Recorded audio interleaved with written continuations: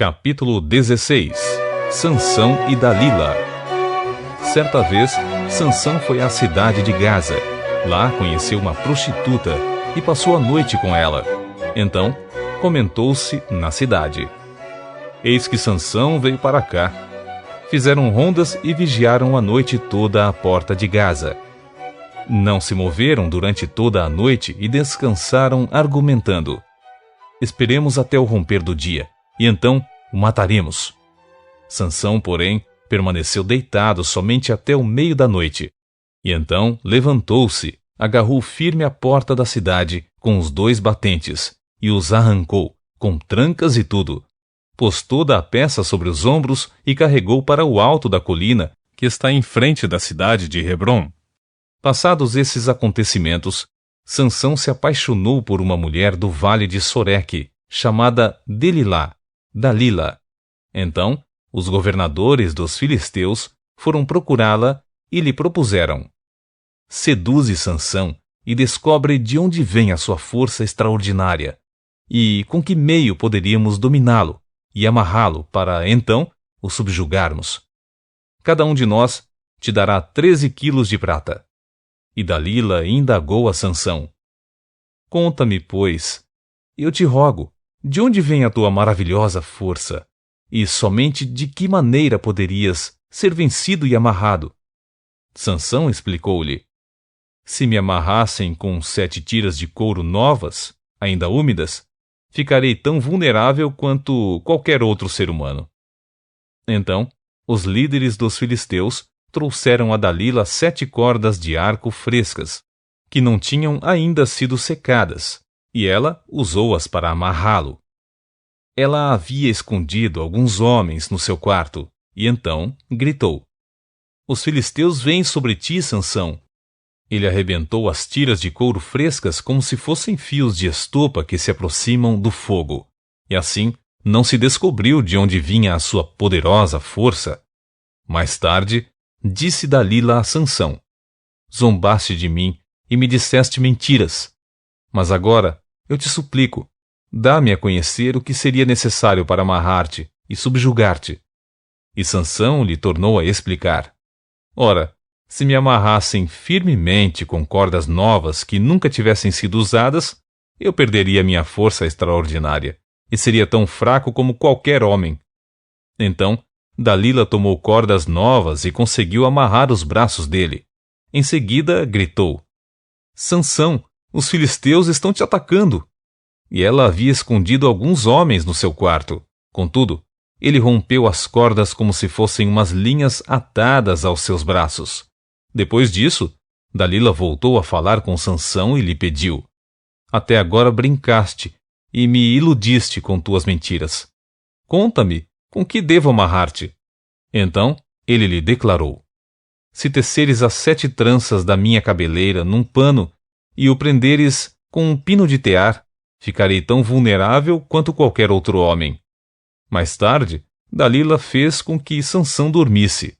Assim que ele adormeceu, ela pegou e teceu as 7 tranças da sua cabeça num tear e prendeu-as com um prego grande de madeira. Depois gritou: Sansão, os filisteus estão vindo sobre ti. Ele despertou rapidamente do sono e arrancou o pino com o tecido. Protestou-lhe Dalila: como podes dizer que me amas se o teu coração não está comigo? 3 vezes me fizeste de tola e não me fizeste saber a verdade sobre onde reside a tua grande força. Como todos os dias ela o importunasse com sua insistência, ele foi se cansando dia após dia, a ponto de angustiar-se até a morte. E lhe abriu todo o coração, revelando a ela o seu segredo. Jamais se passou navalha sobre a minha cabeça, disse ele, porquanto sou nazireu, consagrado desde o ventre de minha mãe. Por isso, se fosse rapado todo o cabelo de minha cabeça, a minha força extraordinária se afastaria de mim, e de fato eu ficaria tão vulnerável quanto qualquer outro homem. Então, Dalila sentiu que, finalmente, Sansão lhe havia aberto o coração de verdade e revelado todo o seu segredo. Em seguida, mandou chamar os líderes dos filisteus por meio da seguinte mensagem: vinde agora, mais esta vez, porque ele me contou toda a verdade sobre o seu segredo. E os príncipes dos filisteus voltaram a ela levando toda a prata prometida, fazendo com que Sansão adormecesse no seu colo. Ela chamou um homem para vir e rapar todo o cabelo e as 7 tranças da cabeça de Sansão. Depois, o afligiu e, humilhando-o, viu suas forças se esvaírem. Então, Dalila o chamou. Sansão, vê, os filisteus estão voltando. Acordando do sono, ele disse: sairei e me livrarei deles como das outras vezes. Entretanto, ele não tinha notado que o Senhor já se havia retirado dele. Em seguida, os filisteus o prenderam, furaram-lhe os olhos e o levaram para Gaza. Amarraram-no com 2 algemas de bronze e o fizeram girar um moinho no cárcere. Mas o cabelo da sua cabeça começou a crescer rapidamente, logo depois de rapado. A morte vitoriosa de Sansão. Então, os chefes dos filisteus se ajuntaram para oferecer um grande sacrifício em honra ao seu deus Dagom e para comemorar seus feitos, pois exclamavam: nosso Deus nos entregou nas mãos Sansão, nosso principal inimigo. E assim que o povo o avistou, passou a bradar louvores a seu Deus, dizendo: nosso Deus nos entregou nas mãos o nosso adversário, responsável pela destruição da nossa terra, aquele que multiplicou o número dos nossos mortos. Com o coração cheio de júbilo, gritavam: trazei-nos Sansão, para que possamos nos divertir com ele. E assim tiraram Sansão do cárcere, a fim de divertir todo o povo. Colocaram-no em pé entre as colunas do templo.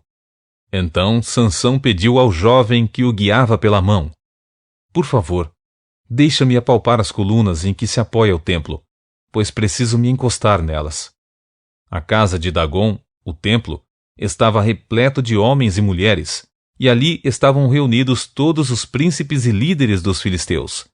Na galeria havia cerca de 3.000 homens e mulheres se divertindo com a presença de Sansão, humilhado.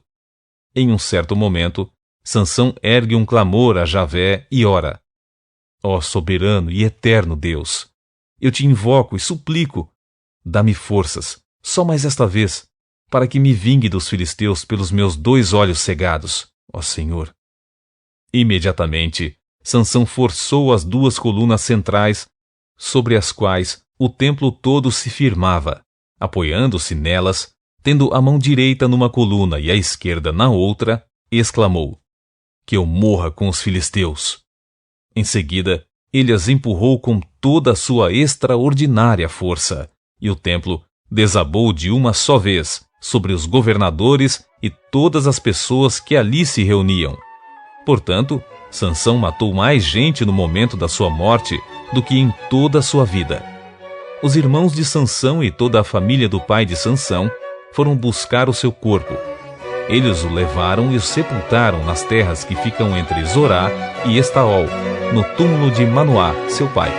Sansão foi juiz e chefe de Israel durante 20 anos.